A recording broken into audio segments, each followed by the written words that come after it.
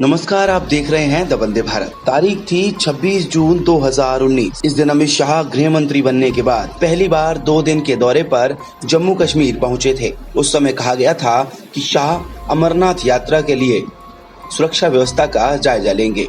शाह के लौटने के करीब 1 महीने बाद 24 जुलाई को NSA Ajit Doval secret mission पर श्रीनगर पहुंचे। उनके लौटते ही घाटी में 10,000 अतिरिक्त जवानों की तैनाती कर दी गई। अमरनाथ यात्रियों और पर्यटकों को जल्द से जल्द घाटी से लौटने की एडवाइजरी जारी की गई। 30 साल में यह पहली बार था जब केंद्र सरकार की तरफ से ऐसी एडवाइजरी जारी की गई हो। कश्मीर में जब ये सब हलचल हो रही थी तब कई तरह के कयास भी लगाए जा रहे थे। पहला कयास तो यही था कि भारत पाकिस्तान के बीच तनाव बढ़ गया है और सीमा पर कुछ भी हो सकता है, क्योंकि उससे पहले अमरनाथ यात्रा के रूट पर पाकिस्तानी माइन भी मिली थी।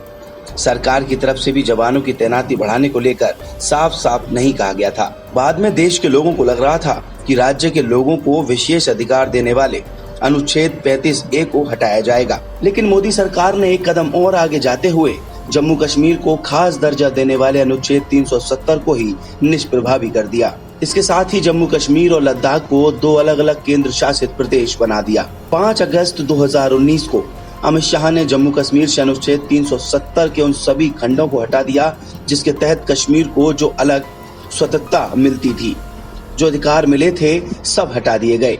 केवल एक खंड लागू रहा जो जम्मू कश्मीर को भारत का अभिन्न अंग बनाता था। जम्मू कश्मीर से अनुच्छेद 370 को भले ही 5 अगस्त 2019 को हटाया गया हो, लेकिन इसकी तैयारी मोदी सरकार के पहले कार्यकाल से शुरू हो गई थी।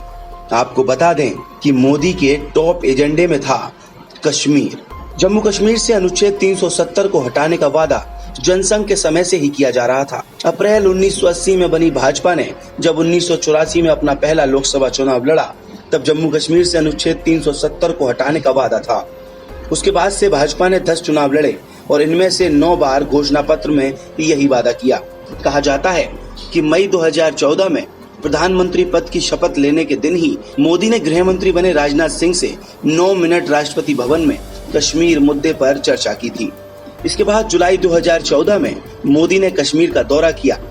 2014 में ही उन्होंने राज्य के 9 दौरे किए।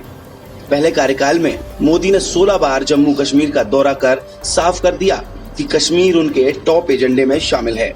उनके दौरे का मकसद कश्मीर की जनता से सीधा जुड़ना था। प्रधानमंत्री हर साल सेना के जवानों के साथ दिवाली मनाने के लिए भी कश्मीर जाते हैं।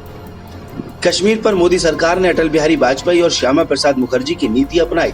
श्यामा प्रसाद मुखर्जी कहते थे कि एक देश में 2 विधान नहीं चलेगा, जबकि अटल बिहारी वाजपेयी ने कश्मीर मामले को सुलझाने के लिए कश्मीरियत, जमहूरियत और इंसानियत की नीति अपनाई थी।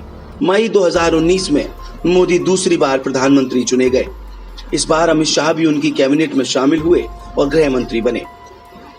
मोदी सरकार फरवरी 2019 में ही अनुच्छेद 370 से जुड़ा बिल लाने की तैयारी कर रही थी, लेकिन पुलवामा हमले की वजह से इसे टाल दिया गया। उसके बाद जब अमित शाह ने गृह मंत्री का कार्यभार संभाला तो उनका पहला काम कश्मीर से अनुच्छेद 370 हटाना ही था। मोदी सरकार ने PDP से गठबंधन किया ताकि राज्य में जड़ें मजबूत हो सके। जब भाजपा और PDP के बीच सरकार बनाने को लेकर गठबंधन हुआ तो इसका विरोध दोनों पार्टियों में हुआ।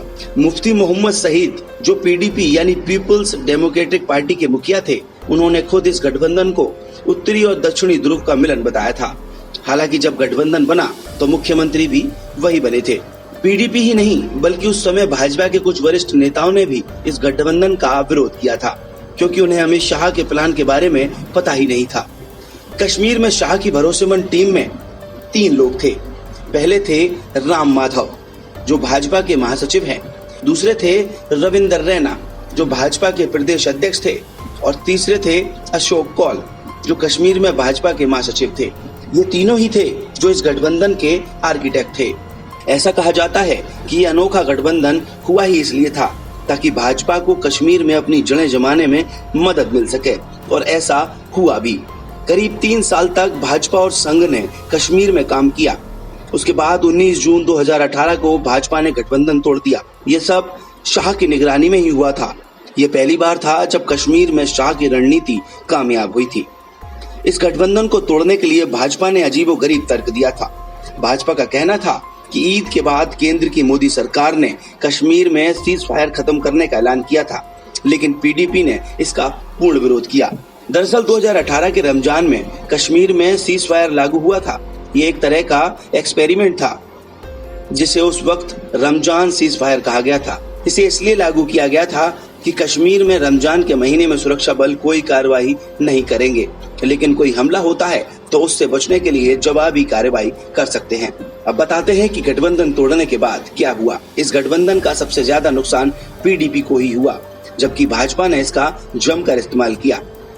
गठबंधन तोड़ने के बाद वहां राज्यपाल शासन लागू हो गया। इससे केंद्र सरकार को कश्मीर में नियुक्तियां करने के दरवाजे खुल गए, जो बाद में अनुच्छेद 370 को हटाने में हथियार की तरह साबित हुआ। उस समय कश्मीर में अनुच्छेद 370 की वजह से राष्ट्रपति शासन के बजाय राज्यपाल शासन ही लागू होता था। सबसे पहले मोदी सरकार ने बीबीआर सुब्रमण्यम को जम्मू कश्मीर का चीफ सेक्रेटरी नियुक्त किया। एंटी नक्सल एक्सपर्ट और इंटरनल सिक्योरिटी एक्सपर्ट के विजय कुमार को कश्मीर भेजा गया।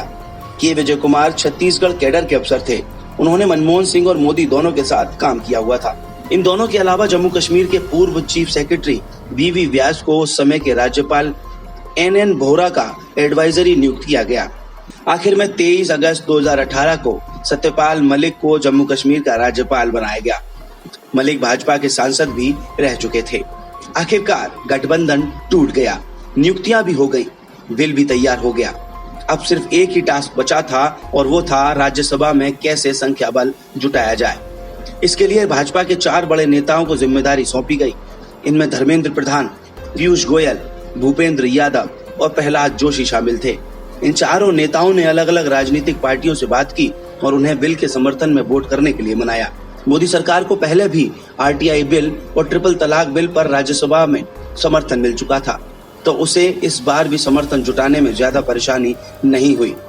जम्मू कश्मीर से अनुच्छेद 370 को निष्प्रभावी करने का बिल और 2 अलग अलग केंद्र शासित प्रदेश में बंटवारा करने का बिल राज्यसभा में ही पेश किया गया। वहां से पास होने के बाद अगले दिन इसे लोकसभा में लाया गया था। तो ये थी पूरी कहानी गठबंधन होने से 370 हटने तक। देश दुनिया की और भी खबरों के लिए देखते रहिए द वंदे भारत।